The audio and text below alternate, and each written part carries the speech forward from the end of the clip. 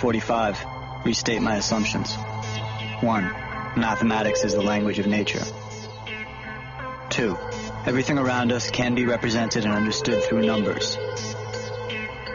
3. If you graph the numbers of any system, patterns emerge. Therefore, there are patterns everywhere in nature. Salut à tous et soyez les bienvenus pour une toute nouvelle vidéo d'état critique. En ce moment, vous n'êtes pas sans savoir que les lycéens sont en pleine période du bac. D'ailleurs, peut-être que vous êtes l'un d'entre eux. Si c'est le cas, je vous souhaite bonne chance et bon courage pour l'examen. Bac oblige, aujourd'hui nous allons faire une vidéo spéciale révision du programme de maths pour l'examen.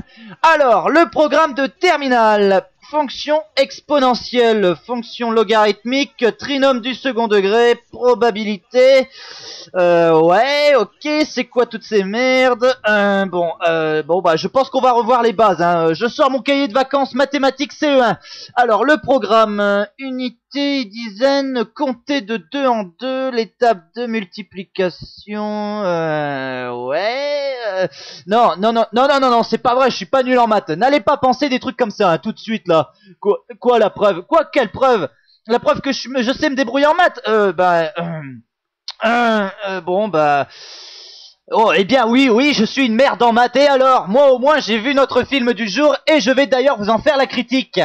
Aujourd'hui au programme donc un thriller psychologique sur fond de mathématiques, de secrets religieux et de manipulation boursière. Je veux bien évidemment parler de Pi, sorti en France le 10 février 1999, réalisé par Darren Aronofsky, qui signe son tout premier long métrage, bien avant les exceptionnels Requiem for a Dream, The Wrestler et Black Swan. Au casting, pas de tête connue, évidemment, nous sommes dans un film indépendant tout petit budget, 60 000 $, autant dire rien du tout.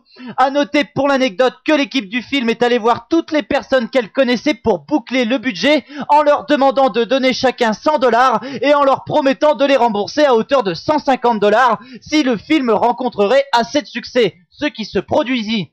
Je reviens au casting. Nous retrouvons tout de même Sean Gullett, un ami de Aronofsky qui joue ici le personnage principal et qu'on reverra plus tard dans un petit rôle dans Requiem for a Dream.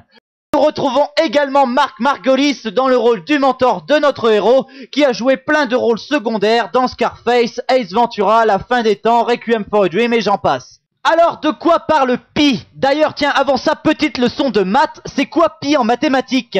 Il s'agit d'un nombre qui constitue en géométrie le rapport entre la circonférence d'un cercle et son diamètre. On peut également le définir comme le rapport entre la superficie d'un cercle et le carré de son rayon. Merci Wikipédia.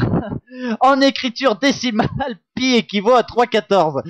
Pour plus de détails, je vous renvoie donc à vos cours de maths du lycée et du collège. Un peu de sérieux. Revenons à notre film. Le long métrage de Darren Aronofsky se focalise autour d'un mathématicien qui tente depuis des années de trouver une suite mathématique dans le but d'analyser en profondeur les cours de la bourse à Wall Street. Il passe ses journées à effectuer des dizaines et des dizaines d'analyses autour de la suite de décimales du nombre pi. Un jour, il trouve les réponses à ces questions et se rend compte que de nombreuses personnes convoitent ses recherches, notamment une employée de la bourse, ainsi que des juifs orthodoxes qui pensent que ces résultats leur permettront de découvrir le véritable nom de Dieu. Pi, c'est avant toute chose un ovni cinématographique, que ce soit dans le fond, la forme, l'esthétisme, le traitement du scénario. Pi est une expérience incomparable, bien qu'elle ne soit pas à la portée de tous. Le film de Darren Aronofsky bénéficie dans un premier temps d'une documentation assez poussée dans l'univers des mathématiques. Aussi, si vous êtes une brêle comme moi, vous allez peut-être avoir du mal à entrer dans l'histoire. Mais ça ne dure qu'un temps très court, car l'enjeu du film n'est pas de nous faire un cours de mathématiques poussé. Le film possède des tonalités qui proviennent de tous les horizons. Science-fiction, thriller, fantastique. Cependant, l'intrigue, en s'articulant autour d'un mathématicien qui n'arrive pas à s'intégrer à un monde dont il comprend malgré tout le fonctionnement, lorgne vers le drame humain. Ce qu'il faut savoir, c'est que dans ce film, l'une des thématiques les plus récurrentes de Darren Aronofsky apparaît déjà, c'est-à-dire la passion qui amène à l'obsession et au repli sur soi au cœur d'un monde individualiste. Darren Aronofsky arrive à maîtriser son manque de moyens en distillant à l'écran un univers oppressant, où chaque élément est filmé d'une manière bien précise. Cette grande maîtrise de la caméra arrive à combler un scénario qui aurait tendance à vouloir se montrer difficilement accessible et parfois un peu long, notamment à partir du moment où on a compris quel était l'enjeu du film.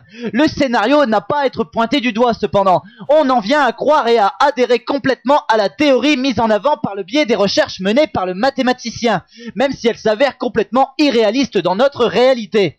Malgré ça, il est vrai que le film, passé la moitié, passé les instants où l'on sait où tout ça va nous mener, pourrait, je dis bien pourrait, se montrer redondant.